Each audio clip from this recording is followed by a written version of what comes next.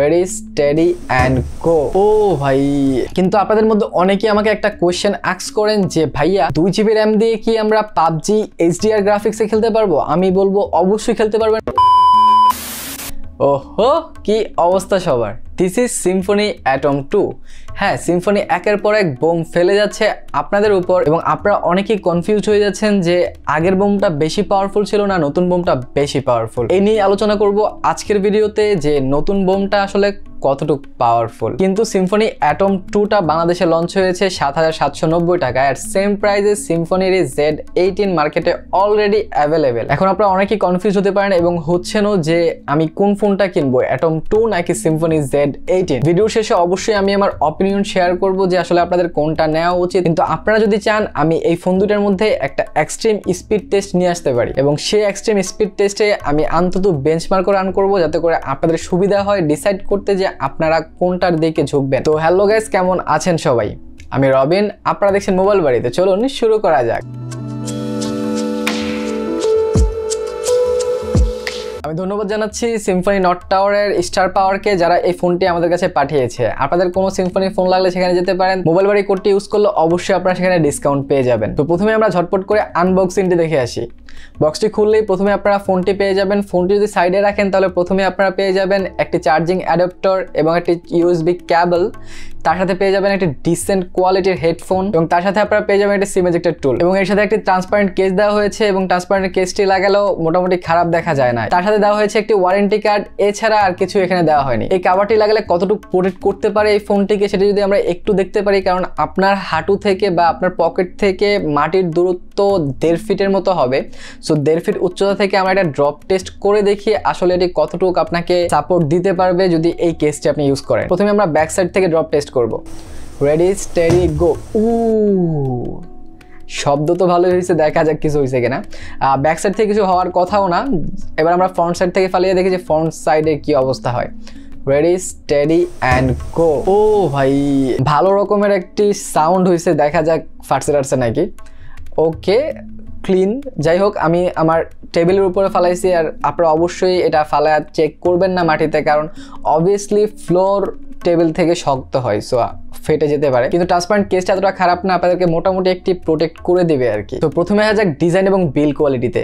Design এবং build কোয়ালিটির কথা বললে ডিজাইনে আমার কাছে খুবই ভালো লেগেছে। অ্যাটমের চেয়ে তো অনেক ভালো ডিজাইন ছিল, বিকজ অফ অ্যাটমের যেই ফ্রন্ট সাইডের ডিসপ্লেটা ছিল তার বেজেলগুলো অনেক বড় ছিল, যেটা দেখতে অতটা ভালো লাগতো না। ইভেন সেটি কার্ভও ছিল না, বাট এখানে কার্ভ করেছে এবং স্লাইডলি চিনগুলো একটু কমাইছে, যার কারণে দেখতেও ভালো লাগে এবং হাতে নিয়ে ফিলটা অনেক ভালো পাবেন। ইভেন এটি কিন্তু অনেক স্লিমও বটে। এছাড়া ফোনটি অনেক হালকা, হাতে নিয়ে আপনাদের অনেক হালকা মনে হবে, বিকজ অফ যদি আমরা এটির ওজনটা একটু চেক করি তাহলে আমরা হাতে মনে হচ্ছে আই থিঙ্ক 175 or 180 গ্রাম।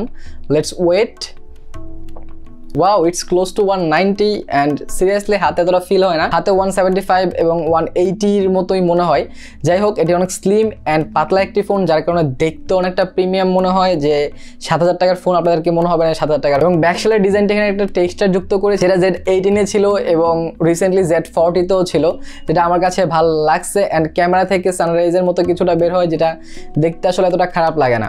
এই প্রাইস অনুযায়ী ডিজাইন তো আমার কাছে পছন্দ হয়েছে, কিন্তু আপনাদেরকে কিছুটা হতাশ হতে হবে এটার বিল্ড কোয়ালিটিতে, কারণ এটি ফুললি একটি প্লাস্টিক বিল্ডের ফোন এবং এটির ফ্রন্টেও কোন জেনারেশনে গরিলা গ্লাস দেওয়া হয়েছে কিনা সেটির কোনো সঠিক তথ্য আমি পাইনি, কিন্তু প্রাইসের দিকে তাকালে অবশ্যই এটি কনসিডার করা যায়। এবার আছে ডিসপ্লে সেকশনে। ডিসপ্লে সেকশনে এখানে আপনারা 6.52 ইঞ্চ একটি HD+ ইনসেল টেকনোলজির ডিসপ্লে পাচ্ছেন, যেটি অবশ্যই খুবই ভালো ছিল এবং খুবই ব্রাইট ছিল। সিরিয়াসলি আমি এই প্রাইসে অন্যান্য যে ফোনগুলো আমার হাতে এসেছে, ইভেন Z18-এর চেয়েও এটির ডিসপ্লে আমার কাছে বেশি ব্রাইট মনে হয়েছে এবং পিকচার কোয়ালিটি, কালার টোনও এই প্রাইস অনুযায়ী ডিসেন্ট ছিল এবং খুব ভালোই ছিল আমি বলবো। আমার কাছে পার্সোনালি ভালো লেগেছে। আপনি যদি মিডিয়া কন্টেন্টের জন্য কোনো ফোন চান এবং এটির চারপাশের বেজেলটা কম হওয়ার কারণে আপনারা যখন মিডিয়া কনজিউম করবেন আপনাদের এটি একটি এক্সট্রা ফিল ক্রিয়েট করবে, যার কারণে আপনাদের যে কোনো মিডিয়া কন্টেন্ট দেখতে খুবই ভালো লাগবে। তো আপনারা যারা বেশি মিডিয়া কনজিউম করেন, মুভি নাটক দেখেন, তাদের জন্য অবশ্যই এই ফোনটি ভালো হবে কিন্তু এই প্রাইস অনুযায়ী। এবার যদি ফোনটি আশেপাশে ঘুরে দেখা যায় তাহলে বটম সাইডে আপনারা পেয়ে যাচ্ছেন একটি প্রাইমারি মাইক্রোফোন এবং একটি USB চার্জিং পোর্ট। তাদের রাইট সাইডে আপনারা পেয়ে যাচ্ছেন volume rocker and power button, এবং পাওয়ার বাটনের পজিশনটি মোটামুটি ভালো জায়গায় ছিল, ইজিলি আপনি রিচ করতে পারবেন। লেফট সাইডে আপনি পেয়ে যাচ্ছেন একটি কমপ্লিট সিম ট্রে, যেখানে আপনারা দুটি সিম কার্ডের পাশাপাশি একটি মেমোরি কার্ডও ইউজ করতে পারবেন। আর টপ সাইডে এখানে আপনারা পেয়ে যাচ্ছেন একটি হেডফোন জ্যাক এন্ড একটা হেডফোন জ্যাক অনেক ইম্পর্টেন্ট। অবশ্যই সিম্ফনিকে ধন্যবাদ দেওয়া যায়, কারণ একটা স্লিম একটি ফোনে তারা হেডফোন জ্যাকও ইনক্লুড করেছে। সো ধন্যবাদ। আপনারা অনেক হয়তো চিন্তা করছেন যে স্পিকারটা কোথায়, আশেপাশে কোথাও তো স্পিকারটা দেখলাম না। স্পিকারটা এখানে তারা পিছনে দিয়েছে, যেটি আমি বলবো যে এতটা ভালো ব্যাপার নয়, কারণ স্পিকারটা নিচে দিলে আমরা এইভাবে বা এভাবে যেভাবেই রাখি না কেন আমরা ইজিলি কিন্তু সাউন্ডটা বাইরে থ্রো হতে পারে। কিন্তু যখন স্পিকারটা পিছন সাইডে থাকে, আপনারা যখন এভাবে কোথাও ফ্ল্যাট সারফেসে রাখবেন, সাউন্ড থ্রো হতে অবশ্যই বেশ প্রবলেম হয় এবং সাউন্ডটাও খুব কম শোনা যায়। তার সাথে যদি আমরা ফিঙ্গারপ্রিন্ট চেক করে দেখি, ফিঙ্গারপ্রিন্টও ডিসেন্ট ফাস্ট ছিল। এই প্রাইস অনুযায়ী আমি বলবো যে ঠিকঠাক ফাস্ট ছিল, প্রত্যেকবারই খুলে যাচ্ছিল, অ্যাকুরেটও ছিল এবং ওয়েল পজিশনে ছিল। সো ওভারঅল যদি আমি ফিঙ্গারপ্রিন্টের কথা বলি, আমার কাছে এতটা খারাপ মনে হয়নি। এবার ফোনটির সফটওয়্যার এবং ওএস নিয়ে কথা বলা যায়। ফোনটিতে আপনারা out of the box Android 10 পেয়ে যাচ্ছেন। অবশ্যই এখানে আমি অ্যান্ড্রয়েড 11 আশা করেছিলাম, বাট তারা অ্যান্ড্রয়েড 10ই আপনাদেরকে সন্তুষ্ট থাকতে বলেছে আর কি। যাই হোক, এখানে হয়তো আপনাদের 11 আপডেট এসে যাবে, তখন আপনারা ওটিএর থ্রু আপডেট দিয়ে নিতে পারবেন, বাট এটা মনে হয় না তো তাড়াতাড়ি সম্ভব। যাই হোক, আর তার সাথে এখানে আপনারা গো এডিশন পাচ্ছেন, যাতে করে সব অ্যাপসগুলো খুব লাইট ওয়েট হবে এবং আপনাদের একটি স্মুথ এক্সপিরিয়েন্স আপনারা পাবেন। অ্যান্ড ইয়েস, এখানে সফটওয়্যারে আমি স্মুথ এক্সপিরিয়েন্স পেয়েছি। অ্যাপ ওপেন ক্লোজিংও মোটামুটি ভালো ছিল, যদিও অ্যানিমেশনটা এতটা আই ক্যাচিং না, বাট এই প্রাইসে আসলে এত ভালো অ্যানিমেশন দেওয়া পসিবল না। কিন্তু এটাতে তারা অনেক পরিমাণ ফিচার দিয়েছে, অনেক ফিচার রিচ একটা ইউআই তারা এখানে ব্যবহার করেছে। সিরিয়াসলি, এখানে আপনারা সিস্টেম ওয়াইজ ডার্ক মোড পেয়ে যাবেন, এখানে আপনারা পেয়ে যাবেন লং স্ক্রিনশট, এখানে আপনারা থার্ড ফিঙ্গার স্ক্রিনশটও পেয়ে যাবেন।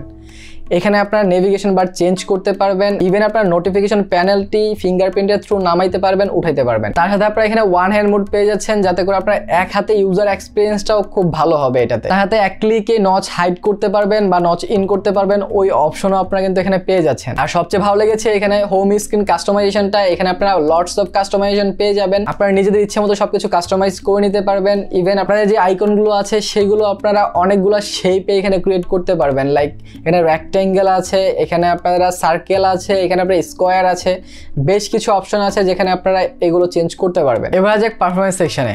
পারফরমেন্স সেকশনে এখানে তারা অ্যাটম থেকে এটাকে একটু উপর লেভেলে তুলেছে। বিকজ অফ সিম্ফনি, অ্যাটমে আপনারা পাইতেন 1.8 GHz কোয়াড কোর প্রসেসর, কিন্তু এখানে আপনারা পাচ্ছেন 1.6 GHz octa core processor. So octa core প্রসেসরের কারণে আপনাদের যেই প্রসেসিং পাওয়ারটা একটু এখানে বেশি এবং গেমিং টেমিংয়ের দিক থেকেও আপনারা খুব ভালো একটি এক্সপিরিয়েন্স এখানে পাবেন। এখানে আপনারা পাবজি টাইপের কিছু খেলার আশা করেন না, বাট ফ্রি ফায়ার খুব ভালো চলছিল। ইভেন ছোট গেমগুলো তো আপনারা খুব ইজিলি খেলতে পারবেন এবং খুব স্মুথলি খেলতে পারবেন, এবং এখান থেকে আপনাদের কোনো প্রকার টেনশন নাই। এবং আমি কিছু গেম প্লে দিয়ে দিচ্ছি, আপনারা দেখে নিতে পারেন।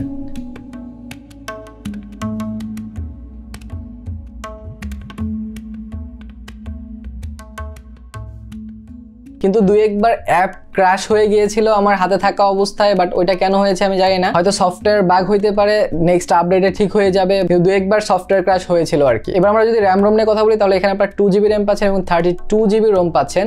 এখানে 3GB র্যাম দিলে অবশ্যই একটি এক্সট্রা অর্ডিনারি ব্যাপার হয়ে যেত, কারণ 7790 টাকায় অবশ্যই একটি ভালো হার্ডওয়্যার এখানে অ্যাড হতো, কিন্তু এখানে তারা 2GB 32GB দিয়েছে। এই জন্যই এটি ডিরেক্টলি কম্পিট করছে সিম্ফনি Z18কে। আর আপনাদের এই দুটি ফোনের মধ্যে স্পিড টেস্ট চান, অবশ্যই কমেন্ট সেকশনে ইয়েস অথবা নো দিয়ে জবাব দিয়েন। কিন্তু আপনাদের মধ্যে অনেকেই আমাকে একটা কোয়েশ্চেন আস্ক করেন যে ভাইয়া 2GB র্যাম দিয়ে কি আমরা পাবজি HDR গ্রাফিক্সে খেলতে পারবো? আমি বলবো অবশ্যই খেলতে পারবেন, বাট সেটার জন্য আপনাদের ছোট্ট একটা কাজ করতে হবে। কাজটি হচ্ছে আপনাদের নিচের যে রেড কালার সাবস্ক্রাইব বাটনটি আছে সেটি আপনাদের প্রেস করে দিতে হবে, আর তার সাথে ভিডিওটি লাইক দিয়ে কমেন্ট করতে হবে। তাহলে আমার মধ্যে যে পাওয়ারটা আছে সেটা আপনাদের ফোনে চলে যাবে এবং আপনাদের ফোনে 2GB র্যামেই আপনারা পাবজি HDR গ্রাফিক্স খেলতে পারবেন। বিশ্বাস হচ্ছে না তো? ক্লিক করে দেখেন, আপনি এটা করে দেখেন। তো যাই হোক, এবার যদি আমরা এক্সট্রা কিছু নিয়ে কথা বলি, তাহলে এটি স্পিকার কোয়ালিটি মোটামুটি লেভেলে লাউড ছিল, আমার মোটামুটি ভালো লেগেছে, খারাপ লাগেনি। তাহলে এটি কল কোয়ালিটি আমার কাছে খুব ভালো লাগছে, অনেকক্ষণ কথা বলে দেখেছি এবং এটি কল কোয়ালিটি আসলেই খুব ক্লিয়ার এন্ড ক্রিস্টাল ছিল। তাহলে ওয়াইফাই স্পিড ভালো ছিল, ইভেন এটির ব্লুটুথ স্পিডও খুব ভালো। তাহলে এটি হচ্ছে ওয়াইড 1L3 সাপোর্টেড, এখানে আপনারা অ্যামাজন প্রাইম বা নেটফ্লিক্স ফুল এইচডিতে দেখতে পারবেন না। এবার যাক ক্যামেরা সেকশনে। ক্যামেরা সেকশনে এই ফোনটিতে একটি আপগ্রেড আছে এবং একটি ডিগ্রেড আছে। আপগ্রেডটা হচ্ছে এখানে তারা ফ্রন্ট ক্যামেরা 5 মেগাপিক্সেল ছিল আগের অ্যাটমে, বাট এটাতে কিন্তু 8 মেগাপিক্সেল পেয়ে যাচ্ছেন। ইভেন আপনারা যদি Z18 এ দেখেন সেটিরও কিন্তু ফ্রন্ট ক্যামেরা 5 মেগাপিক্সেল, বাট এটাতে 8 মেগাপিক্সেল। আপনারা বলতে পারেন যে তাহলে এখানে ডিগ্রেডটা কি? এখানে আসলে ব্যাক ক্যামেরা কমানো হয়েছে। ব্যাক ক্যামেরাটা অ্যাটমেও ছিল 13 মেগাপিক্সেল, ইভেন Z18এও ছিল 13 মেগাপিক্সেল, বাট এইটার ব্যাক ক্যামেরা দেওয়া হয়েছে 8 মেগাপিক্সেল। অ্যান্ড এখানে আরেকটি ক্যামেরা অ্যাড করা হয়েছে, সেটি হচ্ছে 2 মেগাপিক্সেল ডেপথ সেন্সর। এবং আরেকটি হয়তো আপনাদের ক্যামেরার মতো লাগতেছে, কিন্তু এটা ক্যামেরা না, এটা জাস্ট একটি ক্যামেরার মতো হোল দিয়ে এখানে এআই লিখে দিছে আর কি, মানে আর্টিফিশিয়াল ইন্টেলিজেন্স। Wow, nice. যাই হোক, যদি ক্যামেরার কথা বলি তাহলে ব্যাক ক্যামেরা দিয়ে আপনারা বেশ কিছু ভালো ছবি তুলতে পারবেন। ইভেন ফ্রন্ট ক্যামেরা দিয়ে আপনাদের বেশ কিছু ভালো ছবি এসে যাবে, বাট সেটি হচ্ছে ডে লাইটে এবং পারফেক্ট লাইটিং কন্ডিশনে। যখনই লাইট একটু কম পড়বে আপনাদের অবশ্যই স্ট্রাগল করতে হবে, বাট অবভিয়াসলি ফ্রন্ট ক্যামেরাটা অনেকটাই বেটার এই রেঞ্জে যেই আগের ফোনগুলো ছিল সিম্ফনি। তাহলে আমি বেশ কিছু ইনডোর অ্যান্ড আউটডোরের পিকচার আপনাদেরকে দিয়ে দিচ্ছি, আপনারা নিজেরাই ডিসাইড করে নিতে পারেন যে ক্যামেরাটা আসলে কেমন। আমার কাছে পার্সোনালি এই প্রাইসে ক্যামেরাটি ডিসেন্ট লেগেছে এবং খুব ভালো লেগেছে, এবং তার সাথে এটির ফ্রন্ট অ্যান্ড ব্যাক বোথ সাইডে আপনারা পেয়ে যাচ্ছেন পোর্ট্রেট মোড, যার কারণে আপনারা কিছু ভালো পোর্ট্রেটও এখানে ক্যাপচার করতে পারবেন। এবার যাক ব্যাটারি সেকশনে। ব্যাটারি সেকশনে এখানে আপনারা 4000 mAh ব্যাটারি পাচ্ছেন, যেটি মোটামুটি ভালো সাপোর্ট দিচ্ছিল, কিন্তু ডিসপ্লেটা একটু বড় হওয়ার কারণে এটির থেকে যেরকম আশা করেছিলাম সেরকমটা পাইনি। এই ফোনটা 6 ঘন্টার মতো স্ক্রিন অন টাইম দিচ্ছিল, বাট এখানে অবশ্যই আমি আর কিছু বেশি চেয়েছিলাম, লাইক 7 ঘন্টা 8 ঘন্টার মতো। যদি এখানে 5000 mAh ব্যাটারি থাকতো লাইক Symphony Z18, তাহলে অবশ্যই এটি সুপার রিকমেন্ডেবল একটা ফোন হয়ে যেতে পারে। বাট যাই হোক, 4000 mAh দিয়ে আপনাদের একদিন খুব ভালোভাবে চলে যাবে এবং মডারেট ইউজে আপনারা 1.5 দিনে ইউজ করে ফেলতে পারবে। আর ব্যাটারিকে রিচার্জ করতে আপনাদের প্রায় 2.5 ঘন্টার মতো লেগে যাবে, সো সেদিকটাও আপনারা একটু নজরে রাখবেন। এবার যে কনক্লুশনে, Z18 এবং এটার মধ্যে যেই পার্থক্যটা সেটা হচ্ছে এটার ফ্রন্ট ক্যামেরা, ওইটা ছিল 5 মেগাপিক্সেল, এখানে 8 মেগাপিক্সেল করছে। এছাড়া সব কিছুতেই অলমোস্ট সমান অথবা এগিয়ে থাকে Z18। সো আপনারা যদি ডিরেক্টলি স্পেসিফিকেশন চিন্তা করে ফোন নিতে চান তাহলে অবশ্যই আপনারা Z18 এর দিকে যেতে পারেন, বাট যদি আপনারা ইউজার এক্সপিরিয়েন্স চান আই থিঙ্ক ওইটা থেকে স্লাইডলি বেটার মনে হচ্ছে এটা সফটওয়্যার অপটিমাইজেশন, এটার যে এক্সট্রা ফিচারগুলো সেটা এটাতে আমার কাছে অ্যাটম 2তেই বেটার মনে হয়েছে। সো বাকি ডিসিশন আপনাদের। আর আপনাদের যদি আরেকটু শিওর হয়ে নিতে চান তাহলে আপনারা নিচে কমেন্ট করেন, অ্যান্ড আমি হচ্ছে এইটার এবং Z18 এর একটি এক্সট্রিম স্পিড টেস্ট নিয়ে আসবো এবং সেইখানে আপনারা ইজিলি ডিসাইড করতে পারবেন। এর যদি কিছু good side and bad side নিয়ে কথা বলি তাহলে গুড সাইড ছিল এটার ডিসপ্লেটা আমার কাছে খুবই ভালো লেগেছে, এটার ডিজাইনটা আমার কাছে খুবই ভালো লেগেছে, আর এটা ফিঙ্গারপ্রিন্ট স্পিডটাও খুব ভালো ছিল। আর যদি কিছু ব্যাড সাইড নিয়ে কথা বলি, এটা ব্যাক ক্যামেরা আরেকটু ইমপ্রুভ হতে পারতো, ব্যাটারিটা অবভিয়াসলি আরেকটু বেশি হতে পারতো, আর তার সাথে এখানে আমি একটি ওয়াইড অ্যাঙ্গেল লেন্স আশা করেছিলাম, বাট সেটা থাকলে অবশ্যই এটা একটি সুপার রিকমেন্ডেবল ফোন হতে পারতো। বাট যাই হোক, ওভারঅল এই ছিল আজকের ভিডিওতে। যদি আপনারা ক্লিয়ার হয়ে থাকেন তো ভালো, নাইলে ভিডিওটা আরেকবার দেখে আসতে পারেন। তো আজকের মতো এইটুকু, ভালো থাকেন, সুস্থ থাকেন। ভিডিওটি ভালো লাগলে লাইক, কমেন্ট, শেয়ার, সাবস্ক্রাইব করে দিন। দেখা হবে পরের ভিডিওতে। টিল দেন, আল্লাহ হাফেজ।